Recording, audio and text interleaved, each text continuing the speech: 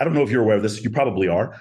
You can't make 100 female. I said make 100 female friends and don't sleep with them. You can't do it. It's not possible. If you tried to make 100 female friends legitimately, where they didn't put you in the friend zone, you won't get past 20, and some of them are going to try to sleep with you. But when you try to go for the pull and she doesn't want to go home with you, So then Hamza, she's let's talk so about much it. more calibrated. Yeah, We're like, Hamza, let's talk about this. fives. What a great point, Hamza. So here's the thing: when you go for the pull, the thing that's also a little bit different is, so I've collected all of their information, and I'm like, guys, let's get the fuck out of here. And logistics is one of the things we teach. Let's go back to panorama, and they'll come or they won't. It won't be a rejection, but the likelihood if she comes back with all of her friends and her friends show approval of you pulling is 100,000 times higher, and also resistance is going to be much lower. So that's the difference. Like that's where like when she comes back and as opposed to what I've seen a lot of guys do, again, bad pickup artists, I'm not talking about you, but like what other guys do is they're going to try to separate and escalate. Isolate and escalate. So I'm going to pull her from her friends, and then I'm going to take her up to my room in the Wynn, take her out of access, and just go fuck her, and her friends aren't going to notice.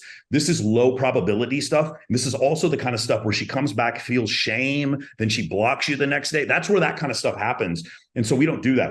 I want full and total compliance from every female in the group. I want them all to love me. If I go out with a friend, I want all of them to follow me. And then after I go out with a friend and she had a great time with me, then I want all of them to come to my next social circle event. We're going to the Maxim party. We're going to whatever the next cool event is. We're going to the SPCA dinner. We're raising money for animals.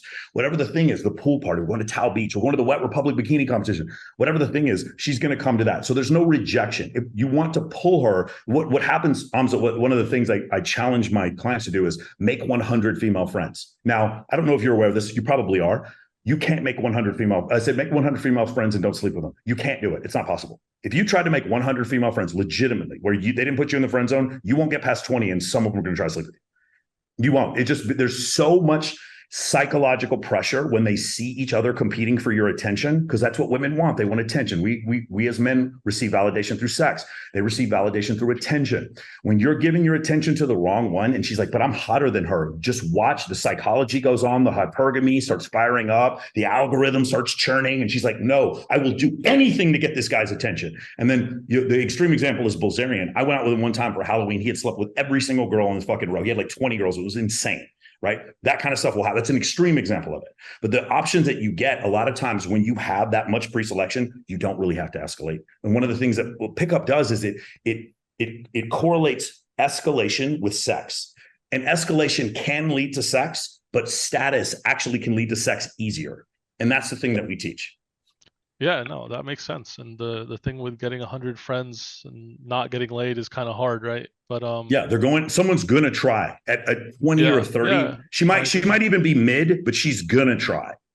Definitely. And what a lot of guys that they get into this whole space for is because they have issues with sexualizing, or they have issues with showing that energy. So what I'm kind of getting from this is, like, you might have a client who you're telling him, make a lot of friends, and then eventually like one of the girls is going to escalate on you.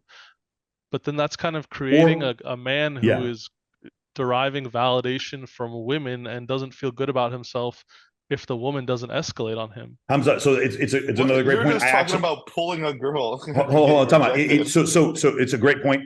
I'm explaining to you what does happen. That isn't what I say happens. What I say is just worry about doing this and the rest will take care of itself. That's about as far as I go, right? I'll show, like a lot of times when I do the cold approach versus social circle debates, I'll show a photograph and it'll be a photo like, here, let me see one real quick right here. The photo, it'll be like some guy who's in, who does, cold approach. And then he'll be like, well, these guys don't get laid. And then my question is, okay, if this was your reality every weekend, where you were around girls that look like this every weekend, just around them, regardless of what they thought about you. Let's just say they thought you in a completely platonic manner when you started this, but you did this every weekend. And this was the quality of women that you were around every weekend.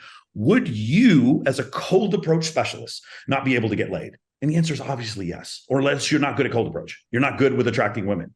And so the point is, in a vacuum, if I keep taking these guys and I put them in situations where, like, yeah, I'm in a situation like this and I can consistently get laid, then the answer is, why not just be in more situations like this instead of going around trying to do cold approach all the time? That's the difference. You see what I'm saying?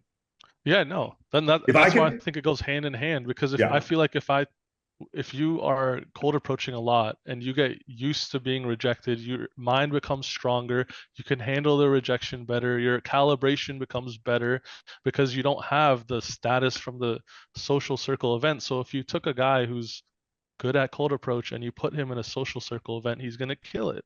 But if you did Okay, it the so other way around, I don't see the social circle okay, guys getting good results. So like they would get good results because they would use events as their like it's But almost like a that's the situational event. crutch. You have to use the event to get the Right. Yeah, but a result, cold right? approach guy but here, wouldn't be hold at on, that event. let me say one other thing though. Here's the other issue.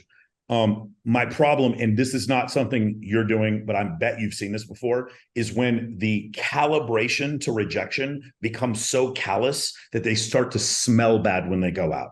They start to bark at women. They start to hate women, like because they're so not afraid of rejection, they become autistic to rejection. They become totally uncalibrated to it, and it becomes a defense mechanism. And we have to be careful because so many guys, literally with autism spectrum disorder, get involved in this field because they're just not good with women.